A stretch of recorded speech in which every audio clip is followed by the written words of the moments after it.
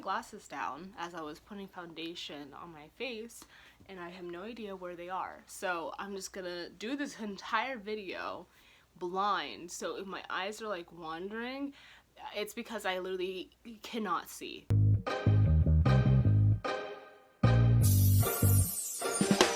Hey guys, welcome back to my channel. Sorry for that little impromptu break. Things just kind of got hectic in January. I got busy with my online class that I was taking, and then with my internship, and then my mental health. I had to take a step back as well, just because I just wanted to make sure everything was okay with that. I'm trying to read a lot of books, which, I mean, this is embarrassing because I only read 3 books in the month of January. Only three books, which is actually a kind of a new record for me. I don't think I've read that much in a very long time. Sad but true. This month was hectic because I had 2 books that took up a lot of time because I was trying to get through them and trying to read them, and it was just not working, like, whatsoever. One of them I DNF'd, but then I picked back up like a day later because I was like, okay, well, I'm just gonna finish it out, and it was so it was just so what that I don't even actually, let's just talk about that book first of all, because that was the most challenging. So I read Kira Cass's The Betrothed during the middle of January, and let me tell you that this book was such a huge disappointment. I know that I had a video called A Court of Mist and Fury is the embodiment of disappointment. That is a lie. This book, that is a lie. I recant, because this book, I don't know what the hell I was reading. Did not understand what the hell was going on the entire time. Deadass. Like, it was about this girl named Hollis, and she was a lady. Is she a lady in waiting? No, she's goddamn, what is her title? A lady. So she's not a duchess or anything, so she's like a lady, right? And her entire life goal is to marry the king, King Jameson, and that's her entire personality. Her entire personality is trying to like date this dude and then also end up marrying him. She can be his queen consort of their country, which for some reason is escaping me. This is how unmemorable this is how unmemorable this book was, because I can't remember like a damn thing. I read Kira Cass before. I read her during her selection series days, and I was trash for them.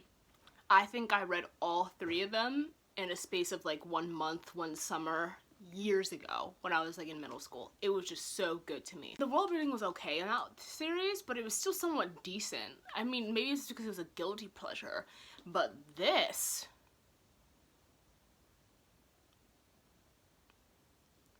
all the characters were worthless. The plot was not existent. Like, there's like a conflict with like this neighboring like country called Estole. Estole or something. If I'm pronouncing that wrong, I'm sorry. And like 1 minute she's trying to win the hands, well, not really, because the guy's like a simp for her and he's giving her all these gifts. So the king obviously shows interest to her. She's like, okay, whoopee. But then she follows him around to all these like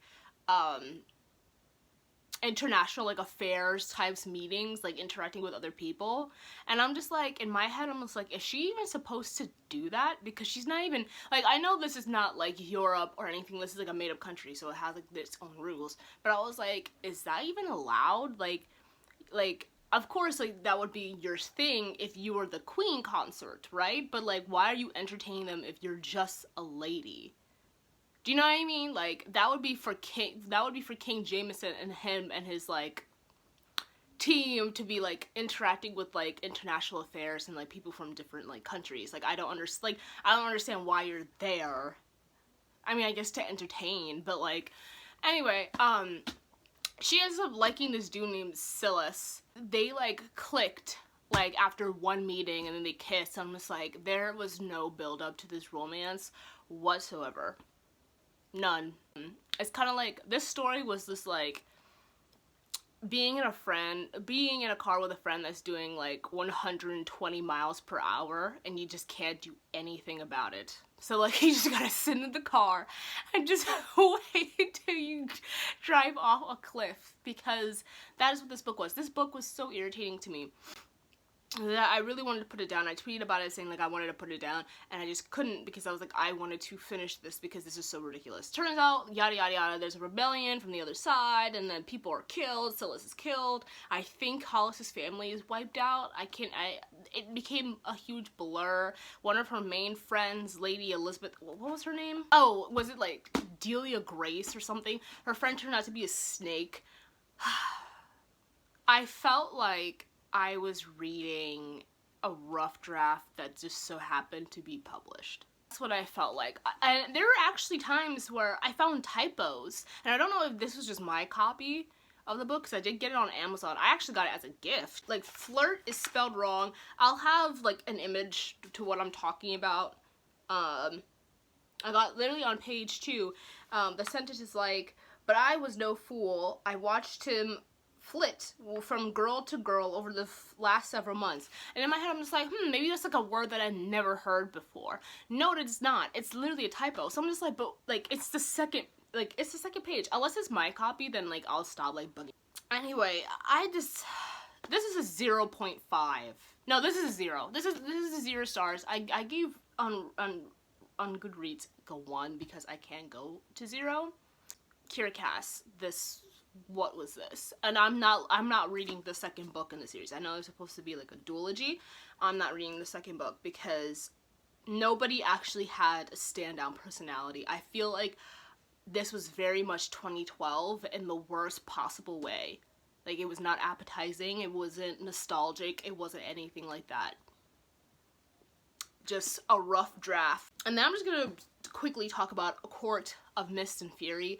I already have like a whole like discussion, like a whole rant video on it, and I'll like link it down below because I'm not gonna re-talk about everything that I said in this video. But honestly, compared to the other book that I was just talking about, this one actually like had a plot. It's just that Sarah J Maas has just a way of just being long-winded when it comes to writing. Like I'm there, like I know exactly what's going on, but at the same time, like, hurry up. Like, hurry up. Like, I'm losing traction on this, you know? Like, I'm hanging on by a loose thread. But at least there's so much details that you know exactly what's going on. I gave this book already, like, a 2 stars. I just, like, past, like, page 300 and something, there was absolutely nothing going on until, like, page 525, maybe. And then that's when the action started picking up. It was just so slow, and because of this, I backed myself up with reading the 3rd book because I was just so scared to get into it, and I wouldn't be able to finish it, and it would be a situation where it would be the only book that I would read for the entire year. And the last book that I read in January, I actually finished it like around like January. This was literally like the last book. I think I read this, like, finished it on like the 29th. So I picked this up right after Betrothed because I was just like done with that book. Done.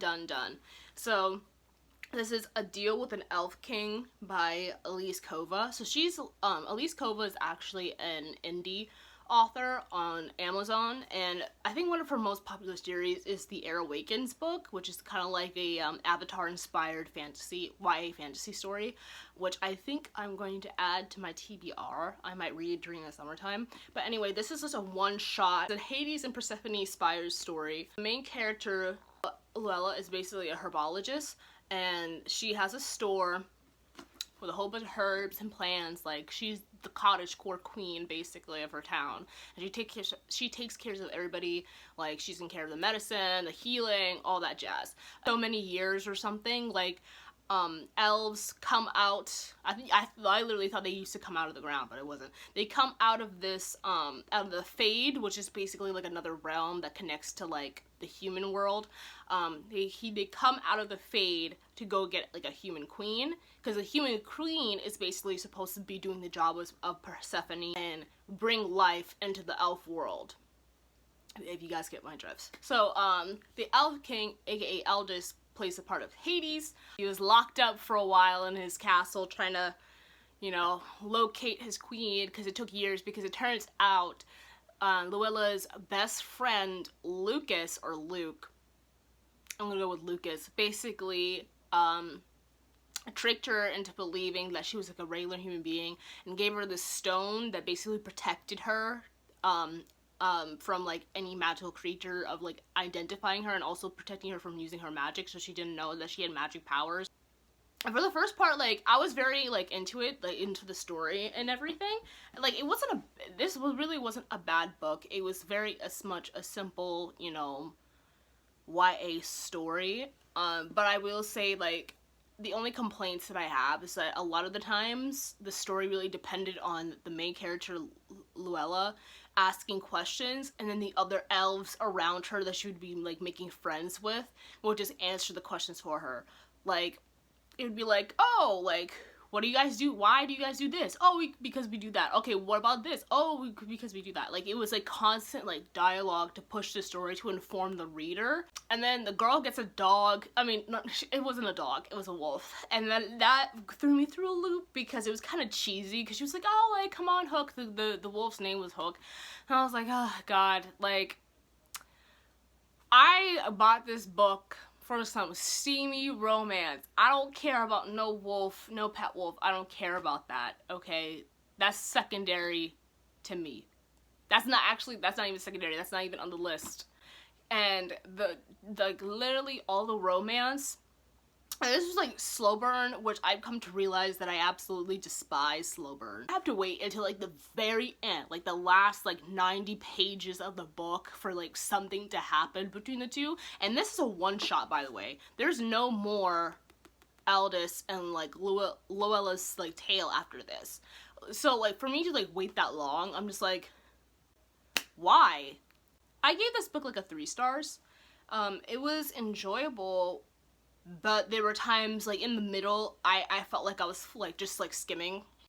But no, like, it wasn't bad, and I liked how they explained the world. So the world, like, beyond the Fade, you have elves. You not only do you have elves, obviously, but you have the kingdom of Fae. So Faes do exist, but they're not like Sarah J. Maas's Faes, where they just have like big schlongs and they're super handsome and they just have pointy ears. Like, no, like, they are described as scary and you don't want to mess with them.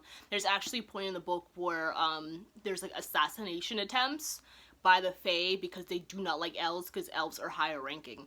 So then you have the Fae, you have the Mere, like mermaids basically, like mere people. You have vampires as well, and I can't remember, there's like another one. But like, in this universe, there's basically elves, fays, mermaids, and vampires living in different sectors of like the Fade. But anyway, thank you for watching, and don't forget, stand twice.